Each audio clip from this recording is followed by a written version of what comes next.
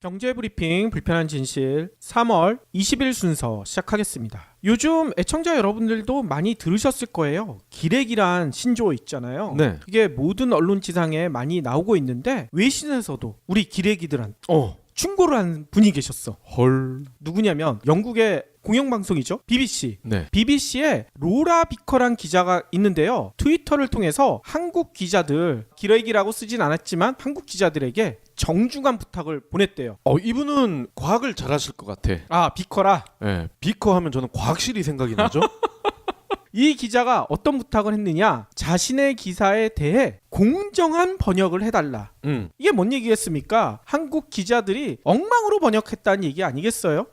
너무 한국 기자 수준을 높게 봤군요. 영어 실력이 딸려서 이거를 제대로 번역 못했느냐? 그건 아니고 그건 아니에요? 의도가 있었다. 아하. 의도가 있어서 왜곡하는 거, 이거에 대해서 너무 화가 난다, 이 얘기겠죠. 영어를 제대로 못하면 이 피커 기자가 한국 기자들 데려다 놓고 영어 공부를 가르칠 텐데 그게 아니라 의도를 가지고 그런 일들이 많았다는 겁니다. 네. 비커 기자가 예도 들었어요. 자신이 10일 날 쓴 기사가 있었거든요. 제목이 이렇게 돼 있습니다. 트럼프와 북한이 대화 21세기의 정치 도박. 이 기사를 언급했는데 왜 언급했느냐? 나는 기사에서 문재인 대통령을 공산주의자라고 말한 적이 없다. 한 우익 역사가의 말을 인용했을 뿐이다. 이런 설명을 했어요. 이어서요, 이 비커 기자는요, 나는 또 문 대통령을 두고 누군가 외교 천재라고 말한 것도 인용했다. 근데 일부에서는 문재인 대통령을 공산주의자라고 얘기했다는 것만 부각시키고 있다. 제발 내 기사를 공정하게 번역해달라. 이렇게 얘기했다는 겁니다. 다른 사람의 말을 인용을 한 건데 마치 이 기자가 쓴 것처럼 그렇게 기사를 냈다는 거군요. 그렇죠. 실제로 이 비커 기자의 기사가 나간 뒤에 일부 보수 매체는 뭐라고 했는 줄 아세요? BBC가 문 대통령에 대해 외교 천재 또는 나라를 파괴하는 공산주의자 둘 중 하나가 될 것이다. 이런 보도를 했거든요. 나라를 파괴하는 공산주의자. 그렇죠. 이게 말이 됩니까? 비커 기자는요, 해당 기사에서 당신이 누구와 대화하느냐에 따라 문 대통령은 자신의 조국을 파괴하려는 공산주의자이거나 외교 천재가 될 수 있다. 문 대통령의 평가가 이렇게 극단적으로 갈리고 있다. 이 상황을 전했을 뿐이라고 합니다. 문 대통령을 공산주의자라고 단정하지 않았다는 거죠. BBC 코리아가 따로 있거든요. 여기서는요, 페이스북에 로라 비커 기자의 설명을 담은 자신은 절대 공산주의자라고 얘기한 적이 없다, 담은 동영상을 올리기까지 했다는 거예요. 그런데도 계속 이런 이야기가 퍼져나가고 있다는 거죠. 많은 언론 학자들은 이렇게 지적하고 있어요. BBC가 실제로 문재인 대통령을 공산주의자라고 표현했다면 평소보다 더 세밀히 이 기사를 들여다보는 게 상식 아니냐, 진짜 이런 얘기를 했는지 안 했는지 그걸 찾아보지도 않고 말을 자기들 마음대로 왜곡하고 있다, 이렇게 비판을 하고 있다는 겁니다. 동영상 같은 경우에는 악마의 편집이라는 표현을 쓰잖아요. 그렇죠. 그러니까 이것도 원문에는 분명히 전제 조건이 있잖아요. 당신이 누구와 대화를 하느냐에 따라. 이건 가정문 아닙니까? 조건문. 그렇죠. 이거를 다 빼버리고 뒤에 것만 써버리니까 이런 사단이 나는 거 아니겠어요. 문제는요, 이렇게 외신을 오역하는 사건이 우리나라에 이번이 처음이었느냐, 그게 아니란 겁니다. 줄기차게 보수 진영에서는 이렇게 외신을 왜곡하는 일들이 너무나 많았어요. 그렇기 때문에 BBC에서 보기에는 의도적이다, 이렇게 볼 수밖에 없다는 거죠. 그래서 비커 기자는 트위터를 통해서 한국 기자들에게 정중하게 제발 내 기사 가지고 이렇게 오역하지 말아달라 부탁까지 했다는 겁니다. 로라 비커 기자가 이렇게 트위터에 글을 남긴 다음에 재미난 일이 벌어졌대요. 네. 뭐냐? 이렇게 오역해서 올렸던 그 보수 매체의 기사들이 갑자기 모두 사라졌대. 문제는요, 그냥 사라지기만 하고요, 요거에 대해서 자신들이 어떻게 잘못했다, 아니면 아니다, 우리가 제대로 번역한 거다, 아무 얘기도 없었다는 겁니다. 그냥 기사를 빼는 걸로 그냥 유야무야 넘어가려고 했다는 거죠. 그러니까 기레기란 말이 나올 수밖에 없지 않느냐, 많은 언론학자들이 이렇게 지적하고 있다는 겁니다. 이거는 뭐 쪽팔린 걸 알아서 그런 건지, 아니면 쪽팔린 건 알지만 실수는 인정하기 싫다, 이런 건지 참 궁금하네요. 그러니까요. 예전에 쓴 책에서도 누가 내 돈을 훔쳤을까에서도 이런 기레기의 문제점에 대해서 많이 짚었잖아요. 이제는 외국에서까지 우리나라 기레기들을 이렇게 지적하고 있는데 빨리 언론 환경이 진짜 정화가 돼야 되지 않을까 이런 생각이 많이 듭니다. 네. 아마 BBC에서 항의를 하지 않았으면 두고두고 더 많은 확대 재생산 기사를 쓰지 않았을까요? 그렇죠. 그래서요, 뭐 저희 얘기가 아니라 저희 많은 애청자분들이 이런 얘기하죠. 이런 면에서는 오히려 팟캐스트가 더 공정하다. 특히 경불진 같은 팟캐스트가 이렇게 얘기를 해주셔서 저희가 기분이 좋더라고요. 기분이 좋은 거를 이어가서 저희도 애청자분들을 기쁘게 할 게 있죠. 어허. 혼자 밥 먹지 마라 개정판 저희 이벤트가 종료가 됐잖아요. 그렇죠. 그래서 오늘은 그 당첨자 닉네임을 말씀을 드리고 또 이분들이 해주실 일이 있잖아요. 닉네임, 본명, 책 받으실 주소, 그리고 휴대전화 번호 이렇게 4가지를 저희 공식 메일에 보내주셔야 책이 댁으로 갈 수가 있거든요. 그렇죠. 당첨자 닉네임은요. 언스크립티드 도메이도 0909 기리당 7120 쉬폰캐키 잘생긴 준효기 김사자 루시 영구 블루랄라 아침은 숙취님 이렇게 10분이시고요. 저희 공식 메일 아시죠? news백@news백.co.kr 발음이 안 좋아서 뭔 소린지 모르겠다 하시는 분은 저희 경불진 공지란 보시면요. 맨 아래쪽에 철자가 적혀 있으니까요. 예. 그거를 참조하시면 되겠습니다. 그리고 저는 이벤트 발표할 때마다 기쁘긴 하지만 조금 안타까운 점이 있어요. 뭐요? 이벤트 당첨자 명단을 보면 예. 항상 익숙한 이름들이 많이 보여요. 응모하시는 분들만 응모하셔서 그렇습니다. 이벤트 응모하지도 않으시면서 나는 당첨되지 않을 거야 이렇게 생각하시는 분들이 너무나 많은 것 같아요. 저희가 실제로 이렇게 응모하시면 거의 100% 상품을 드리고 있거든요. 예. 그런데도 응모를 안 하셔요. 예, 다시 한번 강조하지만 경제브리핑 불편한 진실은 주최 측의 농간 없습니다. 미달이 될 경우에는 농간이 가능하지만 넘쳐날 때는 절대 이 주최 측의 농간 그런 거 없고요. 자, 그리고 저번에 그런 분들 계셨잖아요. 가뜩이나 공짜 방송을 듣는데 이벤트까지 참여하면 너무 미안하다. 절대 미안하지 않습니다. 그렇죠. 저희는 그런 분들이 너무너무 고맙거든요. 맞아요. 방송도 열심히 들어주시고요. 이렇게 이벤트도 많이 응모해 주셔야 저희가 이렇게 좋은 선물 여러분들한테 드릴 수 있는 이벤트를 더 많이 그렇죠. 할 수가 있거든요. 출판사 입장에서는요. 당첨자가 정해져 있는데 지원자가 넘쳐나는 이런 상황 이게 가장 행복한 거거든요. 그렇죠. 저희 방송을 하루에 한 5만 분 이상 들어주시는데 이벤트 응모자는 너무나 적으신 것 같아요. 네. 그러니까 여러분들 시간이 없으시겠지만 업무 때문에 바쁘시겠지만 뭐 간단하게 한 5분 정도만 시간을 내시면 이벤트 응모 얼마든지 하실 수 있거든요. 그렇기 때문에 응모하시면 책도 받아서 좋은 양설 읽으실 수가 있으시니까요. 많은 응모 부탁드리겠습니다. 저희가 조만간 더 좋은 이벤트 마련을 할 겁니다. 예. 그리고 언스크립티드님은 요즘 보고 계신 책이 부의 추월 차선이신가 봐요. 그러면 오늘 꼭 챙겨야 할 경제 브리핑.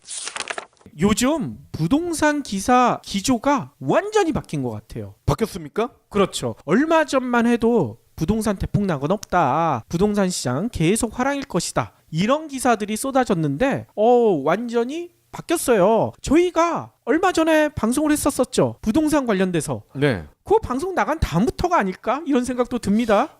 그럼요. 대한민국 부동산 잔치 끝났다. 역시 경불진들이 기존 매체를 이끌고 있어요. 오늘 무슨 기사가 났냐면요. 서울 지역에 전세 물량이 쌓이고 있는 가운데 역전세 난 우려가 커지고 있다고 합니다. 주변에 전세 물건이 넘치는데 세입자를 못 구하자 주변 시세보다 무려 1억에서 2억 원 이상 낮춘 급전세가 늘어나고 있다는 거죠. 근데 이 과정에서요. 집주인이 2년 전 계약 금액에서 전세금을 일부 돌려줘야 하는 역전세난도 현실화되고 있다는 것. 실제로요. 한국감정원 조사에 따르면요. 서울 아파트 전세값은요. 최근 4주 연속 하락했대요. 특히 갭 투자 수요가 많았던 강남 요지나 강북의 전세가율이 높은 단지에서 전세 공급이 넘치면서 약세를 주도하고 있다고 합니다. 이 조사 결과에 따르면요. 송파구의 전세값은요. 2월부터 벌써 6주 연속, 그리고 강남 서초도요.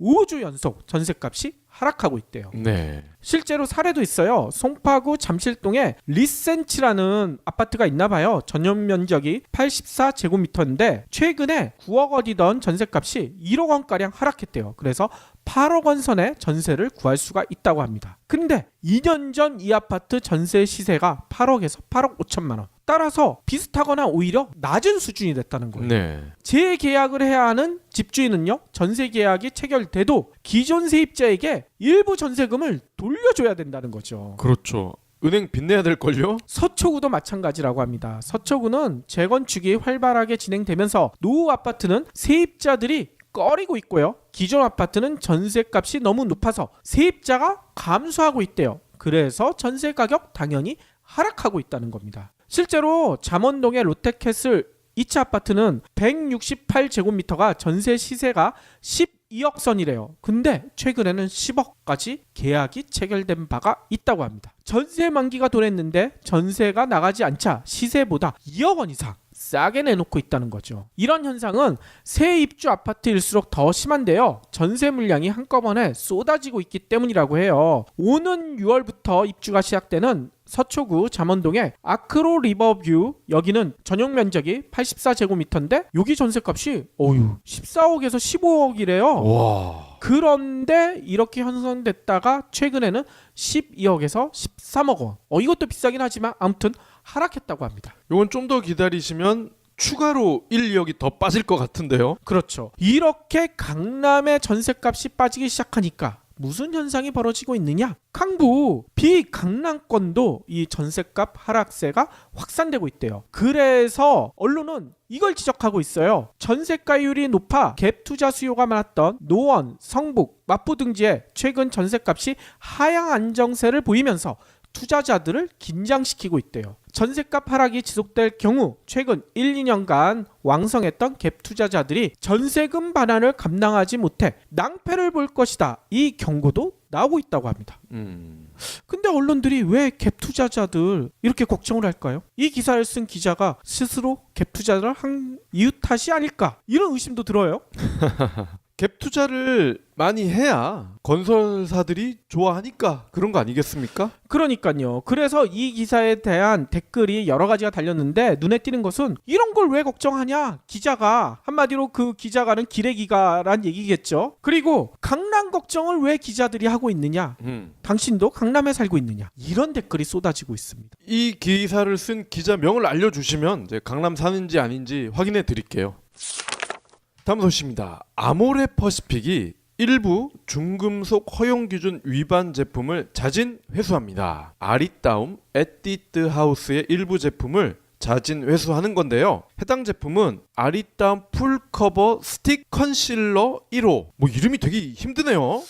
예, 진짜 저는 처음 들어보는 이름이에요. 예, 뭐 하는 건지는 모르겠습니다. 자, 그리고 또 있어요. 풀커버 스틱 컨실러 2호, 그리고 풀커버 크림 컨실러 1호. 비슷한데 살짝 다르네요. 자, 그리고 에뛰드 하우스 AC 클린업 세이프 컨실러, 그리고 드로잉 아이브라우 듀오 3호 그레이 브라운. 엄청 깁니다, 이름이. 아하. 요렇게 해서 총 6가지라고 하네요. 왜 자진 회수를 하는 겁니까? 전날 식품의약품안전처가 화장품 제조업자 개발 생산 전문업체인 화성 코스메틱이 제조해서 8개 업체로 납품한 13개 품목에 대해서 중금속 안티몬의 허용 기준 위반을 이유로 판매 중단, 회수 조치를 내렸기 때문입니다. 오호. 아모레 퍼시픽의 경우에 화성 코스메틱에서 지난 1월 이후에 납품받은 아리따움 4종, 에뛰드 2종 가운데 일부 제조번호 제품이 이에 해당을 하는군요. 해당 제품의 제조번호, 유통기한을 확인해서 회수 대상 제품을 소지한 소비자는 아리따움 에뛰드 홈페이지에 안내된 방법에 따라서 교환, 환불이 가능합니다. 교환 환불만 하면 끝인가요? 찝찝하죠. 2016년 아모레 퍼시픽 메디안 치약, 여기도 제품이 꽤 있잖아요.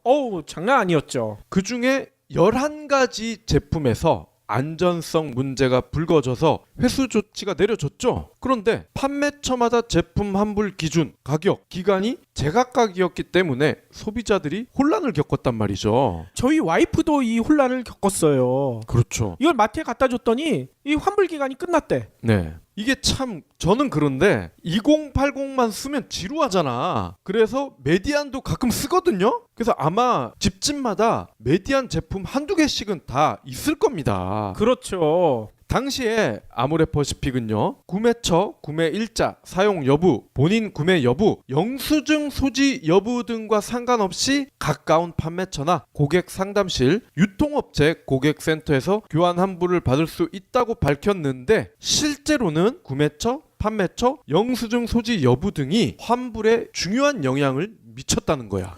그렇죠. 거기다가 환불 기간도 각 마트나 이런 데마다 다 달랐어요. 예. 치약 사면서 영수증을 이걸 누가 가지고 있습니까? 그러니까요. 이 서경배 아저씨는 가지고 있나 보지?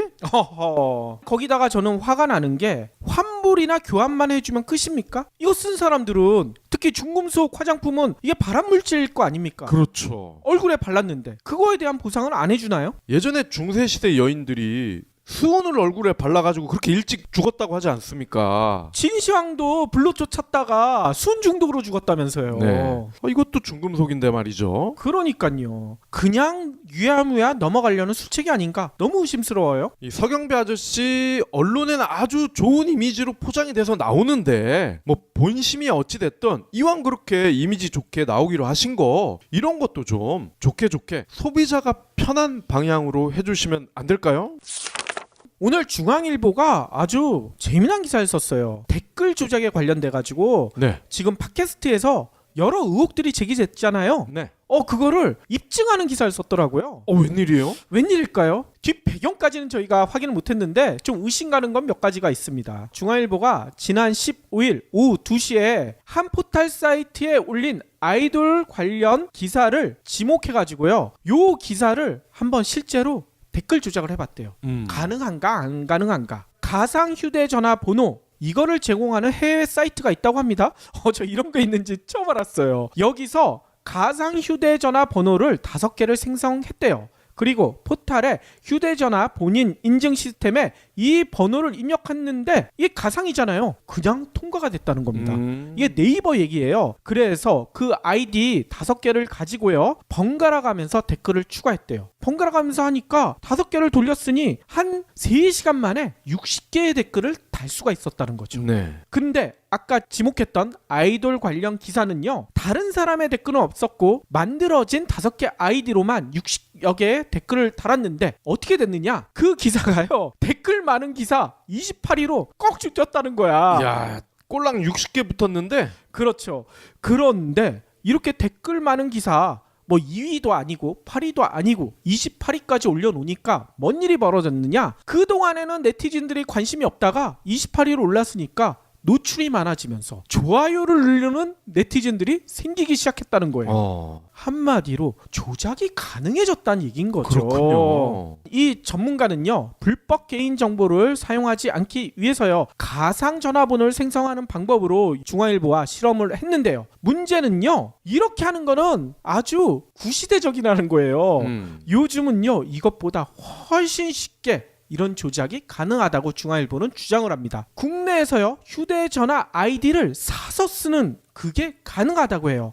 포털마다 스마트폰 한 개로 달 수 있는 댓글을 20개에서 30개로 제한해놨기 때문에요. 댓글을 많이 달려면 여러 개의 번호가 필요한데 요거를요. 돈을 주고 살 수가 있다고 합니다.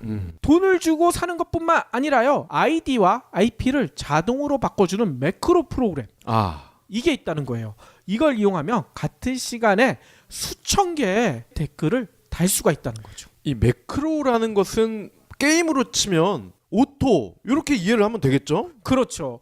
그리고 엑셀 많이 쓰시는 분들은 매크로 프로그램 많이 쓰잖아요. 복잡한 수치 계산을 한 방에 해결해주는 그런 프로그램. 근데 댓글 달 때도 아이디랑 IP를 요게 똑같으면은 댓글 다는 게 제한이 되기 때문에 이걸 수시로 바꿔주는 그런 프로그램 이용해서 댓글을 자기들 마음대로 수천 개를 달 수가 있다는 거예요. 야, 이렇게 많은 분들이 이런 방식으로 했을 거라고 의심은 했는데 근데 이번에 확실히 밝혀졌군요. 그렇죠.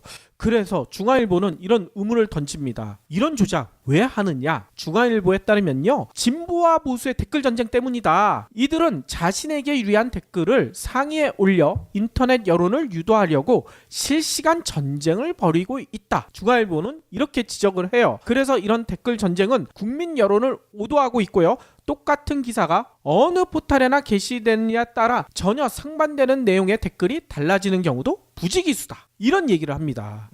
이런 포탈 댓글을 분석하는 사이트까지 등장했대요. 이 사이트 이름은요, 워드미터 뭐 이런 사이트래요. 이 사이트 개발자는요, 댓글이 진짜 개인의 의견인지 아니면 여론을 조작하기 위해 누군가 대규모 물량전을 펼친 것인지 의심돼서 사이트를 만들었다, 뭐 이런 얘기를 하고 있대요. 이 사이트를 통해서요, 지난해 11월부터 올 3월 초까지 넉 달간 1000개 이상의 댓글을 올린 네티즌 수 헤아려 봤더니만요, 무려 1619명. 이들은요, 한 달 평균 5개에서 6개 다는 일반인에 비해 50배가 넘는 200여 개의 댓글을 달았다는 거죠. 이거는 조작에 참여한 사람들 아이디라는 의심이 충분히 할 수 있죠. 네. 문제는 포탈이 이런 댓글 전쟁을 방관하고 있다고 합니다. 오히려 댓글을 좋아요 순으로 배열해서 경쟁을 부추기고 있대요. 특히나 관심 끄는 댓글에는 다수가 평가 중인 댓글입니다. 위 댓글에 대한 의견은 이게 뭐겠습니까? 당신도 댓글 달아라, 이런 얘기 아니겠어요? 그렇죠. 그래야 클릭 수가 늘어나고, 클릭 수가 늘어나야 광고 단가가 올라가고.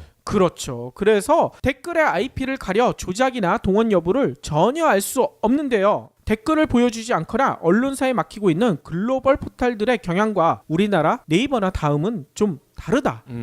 중앙일보는 이렇게 지적을 하고 있어요. 그런데 저희가 왜 중앙일보가 이런 기사를 썼을까? 저는 이런 생각이 들어요. 이게 뭐 저희들만의 생각입니다. 이 댓글 조작 언제부터 시작됐나요? 이명박근혜 시절부터 보수 쪽에서 시작하지 않았습니까? 네. 지난 정부에서 국가기관에 의해 조직적으로 자행됐다는 거, 이거 법원에서도 인정했지 않았겠습니까? 네. 그런데 갑자기 보수와 진보의 대결로 가지고, 이게 뭐겠어요? 보수도 나쁘지만 진보 측에서도 댓글 조작하고 있으니까 양쪽 다 나쁘다, 이 얘기를 하기 위한 그런 기사가 아닌가, 이런 생각이 들어요. 양비론을 설파하기 위해서. 그럴 수도 있겠군요. 중앙일보는요, 구글의 사례를 들었잖아요. 구글 같은 경우에는 포탈 뉴스 같은 그런 기능이 없죠. 구글 안에서 기사를 보는 게 아니라 구글의 뉴스를 클릭하게 되면 아웃링크를 통해 가지고 뭐 뉴욕타임즈라든지 워싱턴 포스트로 바로 넘어가잖아요. 네.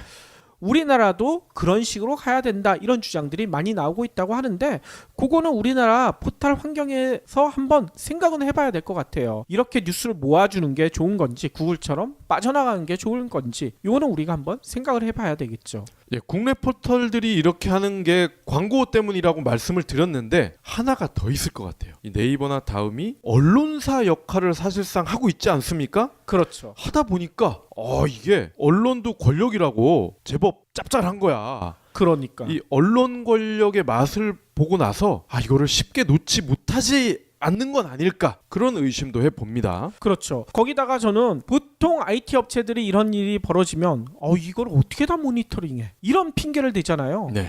요즘 AI가 있는데 왜 모니터링을 못합니까? 그렇죠. 이게 말도 안 되는 얘기거든요. 네이버나 다음에 따끔하게 이 댓글 조작 의혹이 나왔었을 때 왜 너네들이 모니터링 못했는지, 이것도 책임도 한번 물어봐야 될 것 같아요.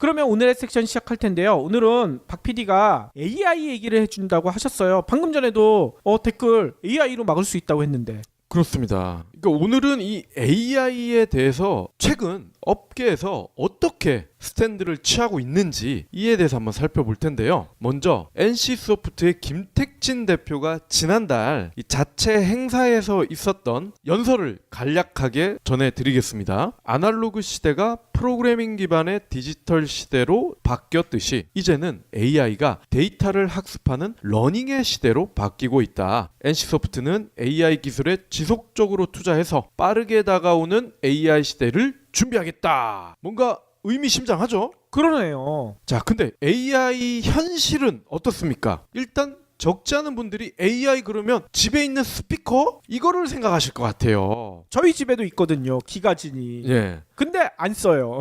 처음에만 신기해서 좀 쓰시다가 그러니까요. 아마 대부분은 정말 음악 듣는 데만 쓰실 것 같긴 한데요. 경불진이나 저희 자매 방송인 교양필수 IT 검색도 돼요, 사실은. 그런 게 되면 좋겠는데 그걸 켜놓잖아요. 그러면 TV 드라마나 뉴스에서 뭐라고 하면 네. 얘가 엉뚱한 대답을 해. 그거에 대해서 우리가 질문한 것도 아닌데. 그렇군요. 그래서 일부러 꺼놓게 되더라고요. 아직까지 리얼 육성만 알아듣는 그런 기능이 없군요. 그러니까요. 아이 TV에 뭐 잘생긴 이정재나 이런 친구가 얘기하는 걸 걔가 다 대답을 하더라고.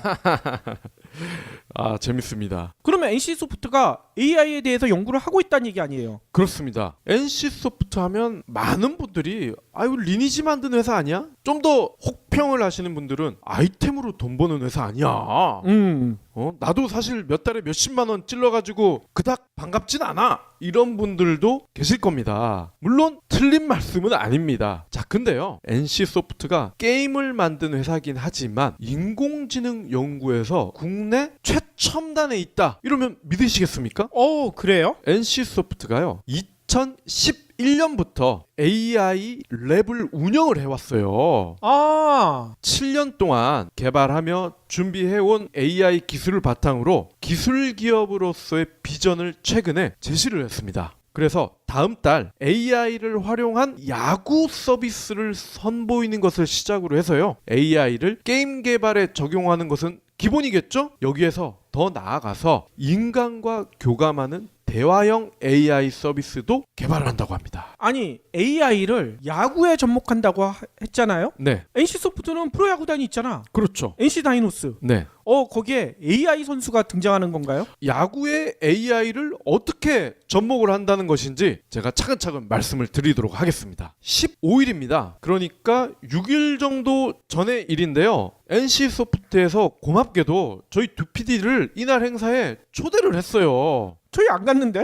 근데 저희는 녹음 때문에 못 갔어요. 안 간 얘기를 왜 자꾸 해요? 저희가 늘 참 안타깝게 이렇게 초대를 해 주심에도 불구하고 녹음 방송 때문에 못 가고 있는데 이날 너무 재밌는 얘기가 많이 나왔더라고요. 그랬군요. 판교의 R&D 센터, 여기가 사실상의 본사 아니겠습니까? 여기에서 AI 미디어 토크를 진행을 했습니다. 그간 개발해온 AI 기술을 자랑을 했다는 얘긴데요. 2011년부터 AI 기술에 주목을 하고서 R&D 조직을 운영을 하면서 관련 기술을 고도화해 왔더라고요. 2011년이면 상당히 빠른데요? 국내 대기업 가운데 AI 전문 센터를 개설한 건 NC가 최초입니다. 그 유명한 삼성전자보다도 빠르다는 얘기네요. 그렇습니다. NC는 현재 AI 센터, 자연어 처리 센터, 이 두 센터가 핵심입니다. 이 두 센터를 중심으로 AI 연구를 진행하고 있고요. 두 개 센터는요 모두 김택진 대표의 직속 기구입니다.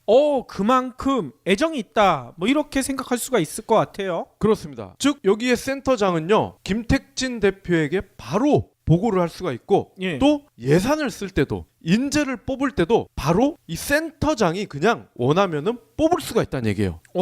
그리고 월급 얼마면 돼? 이게 가능하다는 거죠. 2011년 처음 조직을 세팅한 사람이 윤송희 사장입니다. 직속인 이유를 알겠네요. 윤송희 사장이 SKT에 있을 때부터 뇌과학, 인지, 기능 전문가로 활약을 했었잖아요. 그때 서비스도 하나 내놨었죠. 성공은 못했지만 그래도 그때 당시 획기적이다 평가를 많이 받았어요. 1mm라는 그렇죠. 서비스였거든요. 맞습니다. 그래서인지 지금 현재 이 센터 중에 한 곳의 센터장이신 분이 이재준 센터장인데, 이분이 윤송희 사장과 SKT에 같이 연구를 했던 분이라고 하네요. 아하. 그러니까 윤송희 사장이 땡겨온 거죠. 이 사람은 국내에서 AI에 관해서는 최고 전문가다 해서 영입을 한 겁니다. 윤송희 사장은 아시다시피 김택진 대표의 와이프죠. 그렇죠. 그러다 보니 김택진 대표도 이제는 AI에 대해서 거의 전문가 수준이 됐다고 하네요. 현재 AI 센터는 게임 AI 랩, 스피치 랩, 비전 태스크포스로 구성이 되어 있고요. 이 자연어 처리 센터 NLP라고 하는데요. 이 NLP 센터는 언어 AI 랩, 지식 AI 랩 이렇게 이루어져 있습니다. 현재 AI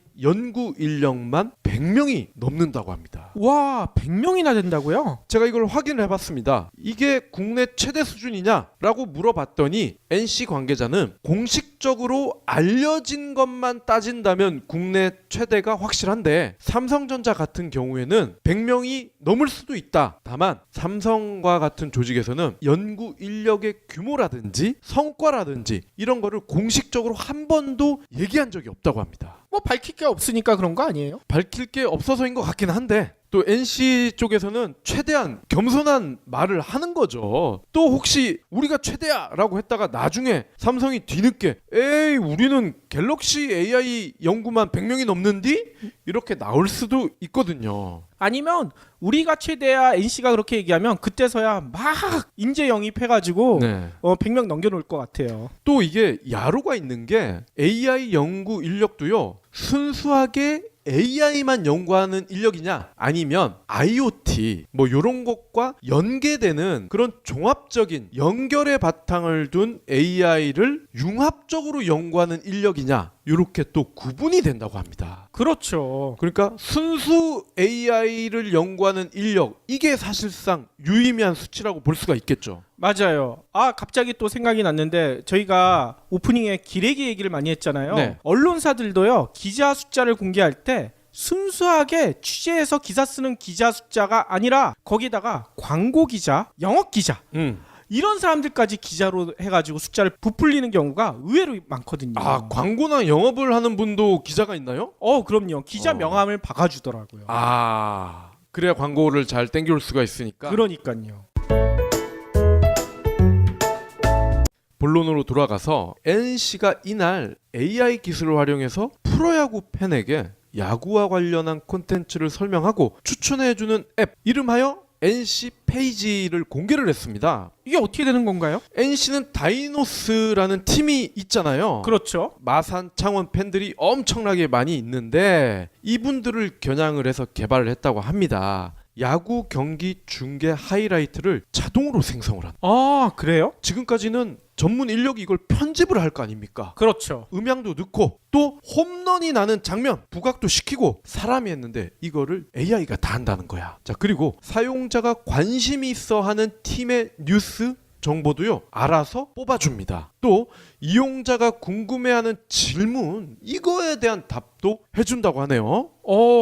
이게 실제로 나오면 네이버나 스포츠 채널이 되게 싫어할 것 같은데요. 그렇죠. 네이버에 보통 풀 버전을 안 보고 이 하이라이트만 보는 분들이 꽤 있거든요. 저 같은 네. 경우에도 제가 좋아하는 팀 하이라이트만 보는데 이거를 굳이 네이버에 들어가지 않고 NC 페이지 들어가서 보면 되겠네. 그렇죠. 그리고 기술이 좀 더 발전한다면 이 PD님은 두산을 좋아하니까 두산에서도 박건우가 유독 나는 좋아. 그러면은 말을 하지 않아도 이제 얘가 알아서 우리 PD님은 박건우 플레이에 관심이 많지. 그렇죠. 그럼 얘가 병살타 친 것도 다 보여주는 거야. 와하, 아니 만친데 왜 병살탈 친 거예요? 홈런 친 거를 보여줘야지. 잘하는 건 기본이고 이렇게 못하는 거 잘릴 수 있는 것들도 다 보여주는 것도 가능해진다는 거죠. 아니 그러면 지금 저희 방송 들으시는 프로야구 팬들도 꽤 계실 것 같은데 네. 이거 언제부터 저희가 실제로 볼 수가 있는 겁니까? 네. 다음 달 테스트 버전이 나오고요. 예. 제대로 된 물건은 7월 올스타전에 맞춰서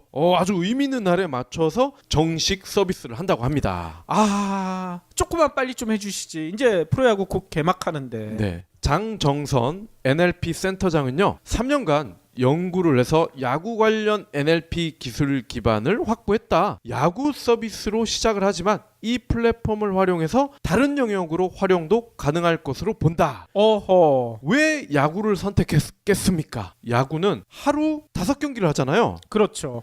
이 5경기와 관련한 데이터만 해도 1000개가 나온다는 겁니다. 그렇기 때문에 데이터를 다양한 방향으로 활용할 수 있는 대표적인 모범 사례가 될 수가 있고요. 또 NC 다이노스라는 팀도 있기 때문에 더 시너지 효과를 거둘 수가 있다. 즉 이 야구 AI 서비스가 성공적으로 안착이 된다면 무수한 데이터가 양산이 되는 또 다른 분야에도 NC가 가장 먼저 성공적으로 진출을 해서 파생 사업을 다양하게 벌일 수가 있다는 거예요.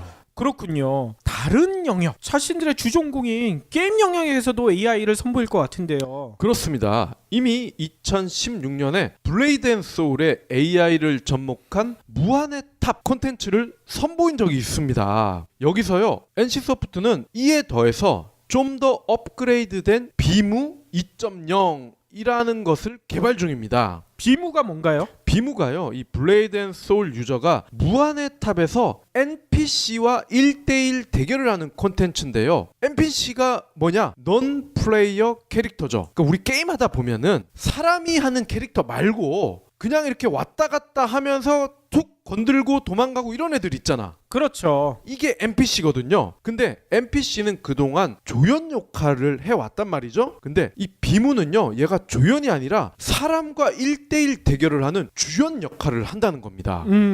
AI가 사실상 사람과 같은 수준의 컨트롤 능력, 지능을 갖고 있어야 이게 가능하겠죠. 한마디로 이거는 이것도 가능할 것 같은데요. 삼국지나 이런 데 보면 일기토라고 해서 1대1 장수들이 대결하잖아요. 네. 비무에서 그런 장면도 볼 수 있을 것 같아요. 그렇습니다. 올해 하반기 선보일 비무 2.0은요, 강화 학습을 통해서 한층 사실적인 대전을 선보일 수가 있다고 하고요. 상대를 타겟팅하거나 궁극기를 사용할 때 일부 규칙이 존재했던 이전의 무한의 탑보다 더 진화를 했다. 그러니까 사람들만 할 수 있는 속된 말로 꼽사리 같은 거 있잖아. 이런 것도 가능하다는 거지. 그렇군요. 이재준 AI 센터장, 이분이 바로 윤송이 사장과 같이 온 분입니다. SK에서 심층 강화 학습을 바탕으로 한 비무 2.0은 이용자의 전투 로그를 활용하고 있다고 합니다. 실제 사람과 비슷한 느낌의 플레이를 볼 수가 있다, 이렇게 강조를 했고요. NC소프트는요, 강화 학습, 딥 러닝, 시뮬레이션 기술 등을 기반으로 게임 플레잉 AI, 게임 기획을 위한 AI, 게임 아트 개발을 위한 AI, 이런 게임 개발과 서비스에 필요한 AI 기술도요, 지금 상당 수준에 올라와 있다고 합니다. 게임에서 이용할 수 있는 AI 또 공개할 게 있을 것 같은데요. 음성 신호를 통해서 말하는 사람의 감정까지 인식을 한다. 이를 다시 실제 사람처럼 음성을 합성을 할 수도 있다. 놀랍지 않습니까? 이 기술을 연구하는 팀이 스피치랩인데, 이 스피치랩에서도요, 게임에 최적화된 음성 AI 서비스를 곧 선보인다고 합니다. 어느 게임에서 이 음성 AI를 만날 수 있어요? 요즘 NC의 최고 효자죠, 리니지 M. 아하. 이 리니지 M의 부가 서비스 중에 리니지 M 톡이라는 게 있잖아요. 여기에 적용이 돼서 리니지 M이 사람과 대화하듯이 유저와 대화를 할 수가 있다는 겁니다. 자, 근데 게임에 적용하는 것은 그중 하나일 뿐이고요. 궁극적인 NC의 목적은 이 음성 AI 기술을요, 일상에도 활용을 하는 겁니다. 어떻게요? 어떻게 활용을 하냐? 라고 물어봤더니 그것은 아직 공개를 할 수가 없습니다. 30초 광고 후에 듣겠습니다. 이 얘기랑 똑같아. 예, 근데 짐작은 해볼 수가 있어요. 그러니까 예를 들면 핸드폰에 이러한 기술이 들어가는 거는 누구나 예상을 할 수가 있겠죠. 그렇죠. 그리고 자동차에도 이런 기술이 들어갈 수가 있습니다. 지금 안드로이드나 애플의 일부 초기 기능이 들어가 있죠. 뭐 가장 대표적인 게 내비 아니겠습니까? 그렇죠. 말로 양재동, 양재역으로 가줘, 요런 거. 근데 이게 앞으로는 진화를 해서 운전을 하면서 NC소프트에서 개발한 음성 AI와 대화를 할 수가 있습니다. 나 오늘 기분이 안 좋아 라고 하면은 얘가 그러는 거죠. 왜 기분이 안 좋아요? 무슨 일이에요? 말동무가 돼줄 수가 있는 거예요. 꼭 싸울 것 같은데. 그러면 얘는 그냥 근거 없이 뭐 여자친구랑 헤어졌어요? 이게 아니라 로그를 분석을 합니다. 어제 우리 주인이 어디를 갔다 왔고, 운동은 뭘 했고, 뭘 먹었고, 잠은 몇 시간을 잤고, 이런 게 다 분석이 된단 말이에요. 만약 AI가 절 분석한다면 제가 기분이 안 좋아하면 바로 막걸리집으로 데려다 줄 것 같아요. 그럼 말 대가리를 자르듯이 걔를 부셔버려야지. 왜요? 막걸리 먹으면서 기분 풀리는 게 가장 저는 좋거든요. 그러니까 이제는 이 손목에 차는 각종 IT 기기들 있잖아요. 이런 정보들, 로그들, 그리고 이런 심장 박동, 이런 것까지 AI의 빅데이터에 다 흡수가 돼서 이게 가공이 된다는 겁니다. 그렇기 때문에 나와 가장 친한 친구, 엄마, 부인, 남편 능가하는 말동무가 될 수가 있다는 겁니다. 그렇군요. 그래서 NC소프트가 그런 AI를 계속 투자하기 위해서 실제로 스타트업에 투자도 했다면서요. 그렇습니다. 스캐터 랩이라는 곳인데요. 이 회사가 발행한 상환 전환 우선주 여기에 20억 원을 썼어요. 어허. 왜 NC가 스타트업에 20억 원을 투자를 했을까요? 물론 협업 또는 기술 확보 차원에서 투자를 했겠죠. 그리고 또 한 가지, 자연어 처리 분야를 이 회사가 오랫동안 연구를 해왔기 때문에 대주주가 되면요, 이들 우수 인력 확보하기가 아무래도 편해지지 않겠습니까? 그렇군요. 예, 점점점 지분을 늘려서 아예 나중에는 자회사로 만드는 것까지 생각을 할 수가 있겠죠. AI에도 아재 개그가 들어가면 재밌을 거 아닙니까? 아재 개그 데이터를 확보하기 위해서 저희한테 인수제의를 하지 않을까? 한 20원? 이런 걸 아재 개그로 받아줘야지. 그래야지 인수 얘기가 나오죠. 인수 안 하겠네. 예. 그러면 NC만 이렇게 AI에 열을 올리고 있을까? 넷마블도 열심히 뛰고 있습니다. 넷마블도 게임 업계에서는 NC보다 훨씬 더 막강한 회사 아닙니까? 예. 최근에요, 인공지능 전문가인 이준영 박사를 인공지능 센터장으로 영입을 했습니다. 2014년부터 인공지능 게임 서비스 엔진인 컬럼버스를 개발해 왔는데 이번 영입으로 연구 수준을 한층 끌어올릴 수 있겠구나라고 방준혁 의장이 기대를 하고 있죠.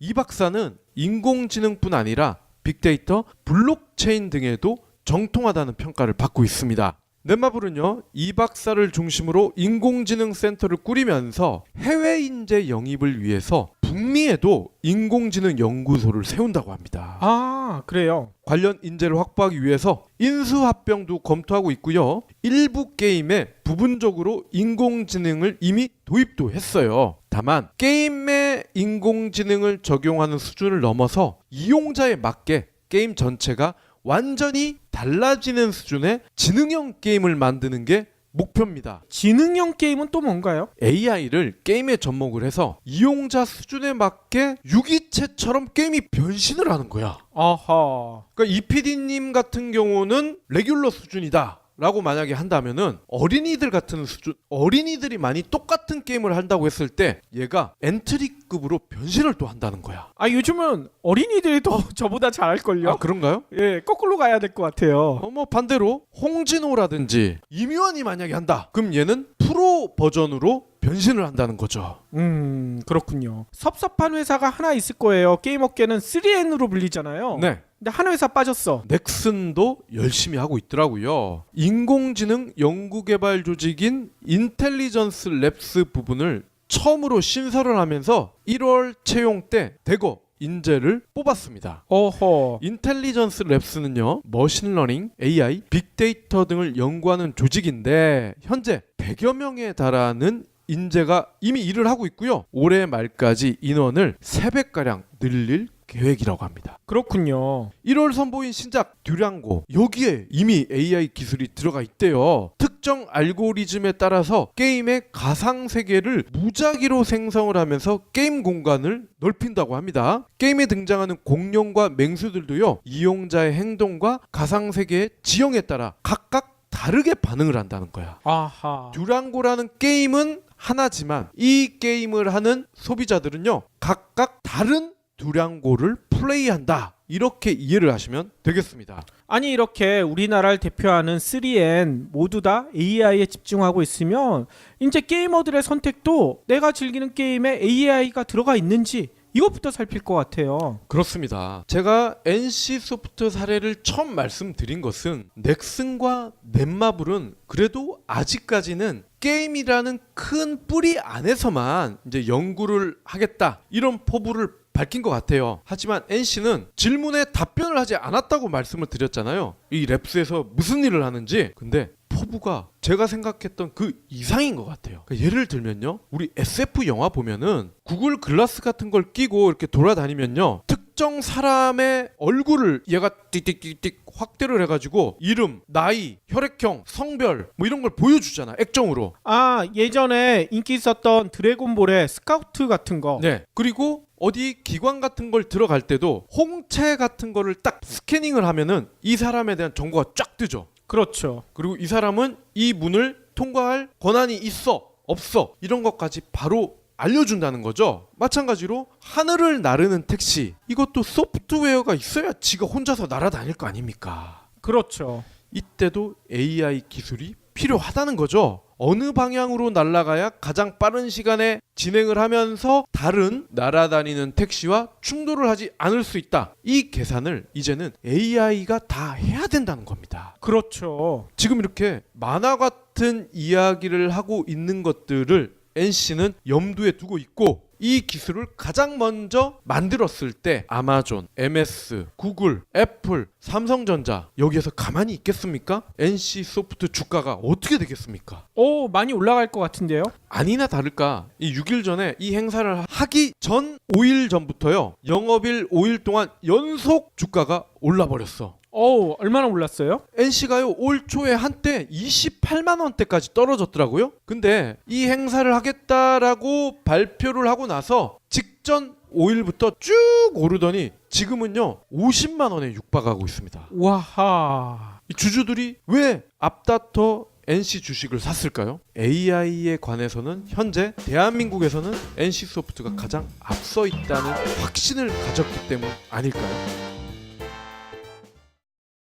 아, 진짜 이런 얘기를 했는지 안 했는지 그걸 찾아보지도 않고 말을 자기들 마음대로 왜곡하고 있다, 이렇게 비판을 하고 있다는 겁니다. 동영상 같은 경우에는 악마의 편집이라는 표현을 쓰잖아요. 그렇죠. 그러니까 이것도 원문에는 분명히 전제 조건이 있잖아요. 당신이 누구와 대화를 하느냐에 따라. 이건 가정문 아닙니까? 조건문. 그렇죠. 이거를 다 빼버리고 뒤에 것만 써버리니까 이런 사단이 나는 거 아니겠어요? 문제는요, 이렇게 외신을 오역하는 사건이 우리나라에 이번이 처음이었느냐, 그게 아니란 겁니다. 줄기차게 보수 진영에서는 이렇게 외신을 왜곡하는 일들이 너무나 많았어요. 그렇기 때문에 BBC에서 보기에는 의도적이다, 이렇게 볼 수밖에 없다는 거죠. 그래서 피커 기자는 트위터를 통해서 한국 기자들에게 정중하게 제발 내 기사 가지고 이렇게 오역하지 말아달라 부탁까지 했다는 겁니다. 로라 피커 기자가 이렇게 트위터에 글을 남긴 다음에 재미난 일이 벌어졌대요. 네. 뭐냐, 이렇게 오역해서 올렸던 그 보수 매체의 기사들이 갑자기 모두 사라졌대.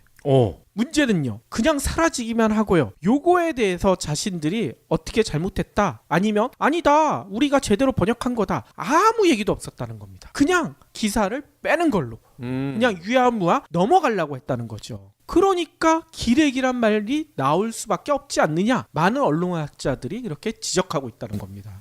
아, 이거는 뭐 쪽팔린 걸 알아서 그런 건지, 아니면 쪽팔린 건 알지만 실수는 인정하기 싫다, 이런 건지 참 궁금하네요. 그러니까요. 예전에 쓴 책에서도 누가 내 돈을 훔쳤을까에서도 이런 기레기의 문제점에 대해서 많이 짚었잖아요.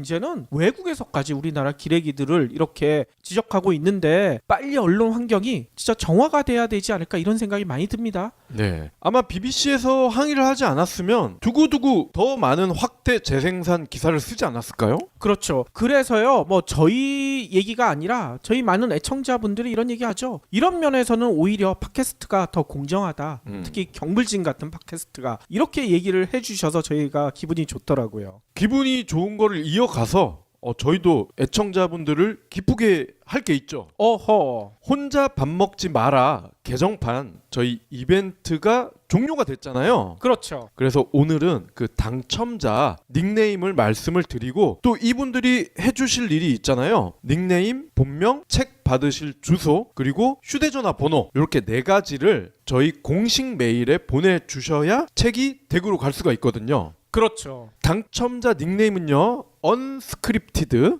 도메이도 연구 기리당 7120 쉬폰케키 잘생긴 준효기 김사자 루시 연구 블루랄라 아침은 숙치님, 이렇게 10분이시고요. 저희 공식 메일 아시죠? news백@news백.co.kr. 발음이 안 좋아서 뭔 소린지 모르겠. 경제브리핑 불편한 진실 3월 20일 순서 시작하겠습니다. 요즘 애청자 여러분들도 많이 들으셨을 거예요. 기레기란 신조어 있잖아요. 네. 이게 모든 언론 지상에 많이 나오고 있는데 외신에서도 우리 기레기들한 충고를 한 분이 계셨어. 헐. 누구냐면 영국의 공영방송이죠. BBC. 네. BBC에 로라 비커란 기자가 있는데요. 트위터를 통해서 한국 기자들, 기레기라고 쓰진 않았지만 한국 기자들에게 정중한 부탁을 보냈대요. 이분은 과학을 잘하실 것 같아. 아, 비커라. 예. 비커 하면 저는 과학실이 생각이 나죠.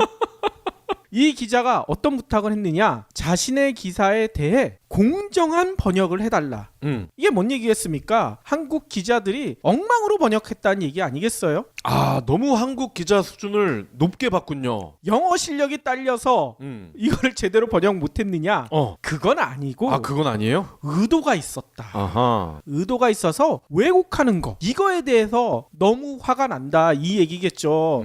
영어를 제대로 못하면 이 피커 기자가 한국 기자들 데려다 놓고 영어 공부를 가르칠 텐데 그게 아니라 의도를 가지고 그런 일들이 많았다는 겁니다. 네. 비커 기자가 예도 들었어요. 자신이 10일 날 쓴 기사가 있었거든요. 제목이 이렇게 돼 있습니다. 트럼프와 북한이 대화 21세기의 정치 도박. 이 기사를 언급했는데 왜 언급했느냐? 나는 기사에서 문재인 대통령을 공산주의자라고 말한 적이 없다. 한 우익 역사가의 말을 인용했을 뿐이다. 이런 설명을 했어요. 이어서요, 이 비커 기자는요, 나는 또 문 대통령을 두고 누군가 외교 천재라고 말한 것도 인용했다. 근데 일부에서는 문재인 대통령을 공산주의자라고 얘기했다는 것만 부각시키고 있다. 제발 내 기사를 공정하게 번역해달라. 이렇게 얘기했다는 겁니다. 다른 사람의 말을 인용을 한 건데 마치 이 기자가 쓴 것처럼 그렇게 기사를 냈다는 거군요. 그렇죠. 실제로 이 비커 기자의 기사가 나간 뒤에 일부 보수 매체는 뭐라고 했는 줄 아세요? BBC가 문 대통령에 대해 외교 천재 또는 나라를 파괴하는 공산주의자 둘 중 하나가 될 것이다. 이런 보도를 했거든요. 나라를 파괴하는 공산주의자. 그렇죠. 이게 말이 됩니까? 비커 기자는요, 해당 기사에서 당신이 누구와 대화하느냐에 따라 문 대통령은 자신의 조국을 파괴하려는 공산주의자이거나 외교 천재가 될 수 있다. 문 대통령의 평가가 이렇게 극단적으로 갈리고 있다. 이 상황을 전했을 뿐이라고 합니다. 문 대통령을 공산주의자라고 단정하지 않았다는 거죠. BBC 코리아가 따로 있거든요. 여기서는요, 페이스북에 로라 비커 기자의 설명을 담은 자신은 절대 공산주의자라고 얘기한 적이 없다, 담은 동영상을 올리기까지 했다는 거예요. 그런데도 계속 이런 이야기가 퍼져나가고 있다는 거죠. 많은 언론 학자들은 이렇게 지적하고 있어요. BBC가 실제로 문재인 대통령을 공산주의자라고 표현했다면 평소보다 더 세밀히 이 기사를 들여다보는 게 상식 아니냐 하시는 분은 저 경불진 공지란 보시면요, 맨 아래쪽에 철자가 적혀 있으니까요. 그거를 참조하시면 되겠습니다. 그리고 저는 이벤트 발표할 때마다 기쁘긴 하지만 조금 안타까운 점이 있어요. 뭐요? 이벤트 당첨자 명단을 보면 예. 항상 익숙한 이름들이 많이 보여요. 응모하시는 분들만 응모하셔서 그렇습니다. 이벤트 응모하지도 않으시면서 나는 당첨되지 않을 거야, 이렇게 생각하시는 분들이 너무나 많은 것 같아요. 저희가 실제로 이렇게 응모하시면 거의 100% 상품을 드리고 있거든요. 예. 그런데도 응모를 안 하셔요. 예, 다시 한번 강조하지만 경제브리핑 불편한 진실은 주최 측의 농간 없습니다. 미달이 될 경우에는 농간이 가능하지만 넘쳐날 때는 절대 이 주최 측의 농간 그런 거 없고요. 자, 그리고 저번에 그런 분들 계셨잖아요. 가뜩이나 공짜 방송을 듣는데 이벤트까지 참여하면 너무 미안하다. 절대 미안하지 않습니다. 그렇죠. 저희는 그런 분들이 너무너무 고맙거든요. 맞아요. 방송도 열심히 들어주시고요, 이렇게 이벤트도 많이 응모해 주셔야 저희가 이렇게 좋은 선물 여러분들한테 드릴 수 있는 이벤트를 더 많이 그렇죠. 할 수가 있거든요. 출판사 입장에서는요, 당첨자가 정해져 있는데 지원자가 넘쳐나는 이런 상황, 이게 가장 행복한 거거든요. 그렇죠. 저희 방송을 하루에 한 5만 분 이상 들어주시는데 이벤트 응모자는 너무나 적으신 것 같아요. 네. 그러니까 여러분들 시간이 없으시겠지만, 업무 때문에 바쁘시겠지만, 간단하게 한 5분 정도만 시간을 내시면 이벤트 응모 얼마든지 하실 수 있거든요. 그렇기 때문에 응모하시면 책도 받아서 좋은 양설 읽으실 수가 있으시니까요. 많은 응모 부탁드리겠습니다. 저희가 조만간 더 좋은 이벤트 마련을 할 겁니다. 예. 그리고 언스크립티드님은 요즘 보고 계신 책이 부의 추월 차선이신가 봐요. 그러면 오늘 꼭 챙겨야 할 경제 브리핑. 요즘 부동산 기사 기조가 완전히 바뀐 것 같아요. 바뀌었습니까? 그렇죠. 얼마 전만 해도 부동산 대폭락은 없다. 부동산 시장 계속 화랑일 것이다. 이런 기사들이 쏟아졌는데 완전히 바뀌었어요. 저희가 얼마 전에 방송을 했었죠. 부동산 관련돼서. 네. 그 방송 나간 다음부터가 아닐까? 이런 생각도 듭니다. 아, 그럼요. 대한민국 부동산 잔치 끝났다. 역시 경물진들이 기존 매체를 이끌고 있어요. 오늘 무슨 기사가 났냐면요. 서울 지역에 전세 물량이 쌓이고 있는 가운데 역전세 난 우려가 커지고 있다고 합니다. 주변에 전세 물건이 넘치는데 세입자를 못 구하자 주변 시세보다 무려 1억에서 2억 원 이상 낮춘 급전세가 늘어나고 있다는 거죠. 근데 이 과정에서요. 집주인이 2년 전 계약 금액에서 전세금을 일부 돌려줘야 하는 역전세난도 현실화되고 있다는 것. 실제로요. 한국감정원 조사에 따르면요. 서울 아파트 전세값은요. 최근 4주 연속 하락했대요. 특히 갭 투자 수요가 많았던 강남 요지나 강북의 전세가율이 높은 단지에서 전세 공급이 넘치면서 약세를 주도하고 있다고 합니다. 이 조사 결과에 따르면요. 송파구의 전세값은요. 2월부터 벌써 6주 연속, 그리고 강남 서초도요. 5주 연속 전세값이 하락하고 있대요. 네. 실제로 사례도 있어요. 송파구 잠실동에 리센치라는 아파트가 있나 봐요. 전용 면적이 84제곱미터인데 최근에 9억 원이던 전세값이 1억 원가량 하락했대요. 그래서 8억 원 선에 전세를 구할 수가 있다고 합니다. 근데 2년 전 이 아파트 전세 시세가 8억에서 8억 5천만 원. 따라서 비슷하거나 오히려 낮은 수준이 됐다는 거예요. 네. 재계약을 해야 하는 집주인은요. 전세 계약이 체결돼도 기존 세입자에게 일부 전세금을 돌려줘야 된다는 거죠. 그렇죠. 은행 빚내야 될걸요? 서초구도 마찬가지라고 합니다. 서초구는 재건축이 활발하게 진행되면서 노후 아파트는 세입자들이 꺼리고 있고요. 기존 아파트는 전세값이 너무 높아서 세입자가 감소하고 있대요. 그래서 전세 가격 당연히 하락하고 있다는 겁니다. 실제로 잠원동의 롯데캐슬 2차 아파트는 168제곱미터가 전세 시세가 12억 선이래요. 근데 최근에는 10억까지 계약이 체결된 바가 있다고 합니다. 전세 만기가 도래했는데 전세가 나가지 않자 시세보다 2억 원 이상 싸게 내놓고 있다는 거죠. 이런 현상은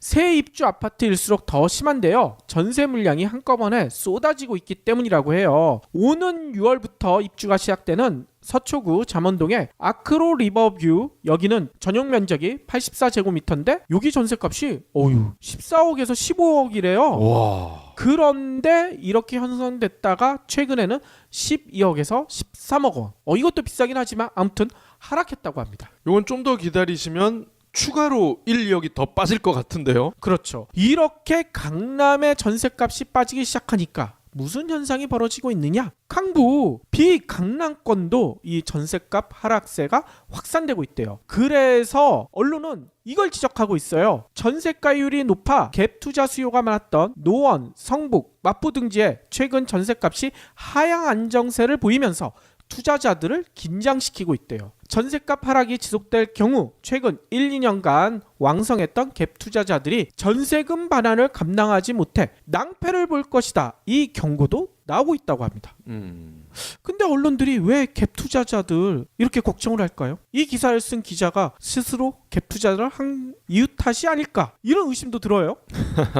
갭 투자를 많이 해야 건설사들이 좋아하니까 그런 거 아니겠습니까? 그러니까요. 그래서 이 기사에 대한 댓글이 여러 가지가 달렸는데 눈에 띄는 것은 이런 걸 왜 걱정하냐? 기자가 한마디로 그 기자가는 기레기가란 얘기겠죠. 그리고 강남 걱정을 왜 기자들이 하고 있느냐? 당신도 강남에 살고 있느냐? 이런 댓글이 쏟아지고 있습니다. 이 기사를 쓴 기자 명을 알려주시면 이제 강남 사는지 아닌지 확인해 드릴게요. 다음 소식입니다. 아모레 퍼시픽이 일부 중금속 허용 기준 위반 제품을 자진 회수합니다. 아리따움 에뛰드 하우스의 일부 제품을 자진 회수하는 건데요. 해당 제품은 아리따움 풀커버 스틱 컨실러 1호. 뭐 이름이 되게 힘드네요. 예, 진짜 저는 처음 들어보는 이름이에요. 예, 뭐 하는 건지는 모르겠습니다. 자, 그리고 또 있어요. 풀커버 스틱 컨실러 2호, 그리고 풀커버 크림 컨실러 1호. 뭐 비슷한데 살짝 다르네요. 자, 그리고 에뛰드 하우스 AC 클린업 세이프 컨실러, 그리고 드로잉 아이브라우 듀오 3호 그레이 브라운. 엄청 깁니다, 이름이. 아하. 요렇게 해서 총 6가지라고 하네요. 왜 자진 회수를 하는 겁니까? 전날 식품의약품안전처가 화장품 제조업자 개발 생산 전문업체인 화성 코스메틱이 제조해서 8개 업체로 납품한 13개 품목에 대해서 중금속 안티몬의 허용 기준 위반을 이유로 판매 중단, 회수 조치를 내렸기 때문입니다. 오호. 아무레퍼시픽의 경우에 화성 코스메틱에서 지난 1월 이후에 납품받은 아리따움 4종, 에뛰드 2종 가운데 일부 제조번호 제품이 이에 해당을 하는군요. 해당 제품의 제조번호, 유통기한을 확인해서 회수 대상 제품을 소지한 소비자는 아리따움 에뛰드 홈페이지에 안내된 방법에 따라서 교환, 환불이 가능합니다. 교환 환불만 하면 끝인가요? 찝찝하죠. 2016년 아모레퍼시픽 메디안 치약, 여기도 제품이 꽤 있잖아요. 어우, 장난 아니었죠. 그 중에 11가지 제품에서 안전성 문제가 불거져서 회수 조치가 내려졌죠. 그런데 판매처마다 제품 환불 기준, 가격, 기간이 제각각이었기 때문에 소비자들이 혼란을 겪었단 말이죠. 저희 와이프도 이 혼란을 겪었어요. 그렇죠. 이걸 마트에 갖다 줬더니 이 환불 기간이 끝났대. 네. 이게 참 저는 그런데 2080만 쓰면 지루하잖아. 그래서 메디안도 가끔 쓰거든요. 그래서 아마 집집마다 메디안 제품 한두 개씩은 다 있을 겁니다. 그렇죠. 당시에 아모레퍼시픽은요, 구매처, 구매 일자, 사용 여부, 본인 구매 여부, 영수증 소지 여부 등과 상관없이 가까운 판매처나 고객 상담실, 유통업체 고객센터에서 교환 환불을 받을 수 있다고 밝혔는데, 실제로는 구매처, 판매처, 영수증 소지 여부 등이 환불에 중요한 영향을 미쳤다는 거야. 그렇죠. 거기다가 환불 기간도 각 마트나 이런 데마다 다 달랐어요. 예. 치약 사면서 영수증을 이걸 누가 가지고 있습니까? 그러니까요. 이 서경배 아저씨는 가지고 있나 보지? 허허. 거기다가 저는 화가 나는 게 환불이나 교환만 해주면 끝입니까? 이거 쓴 사람들은, 특히 중금속 화장품은 이게 발암물질일 거 아닙니까? 그렇죠. 얼굴에 발랐는데 그거에 대한 보상은 안 해주나요? 예전에 중세시대 여인들이 수은을 얼굴에 발라가지고 그렇게 일찍 죽었다고 하지 않습니까? 진심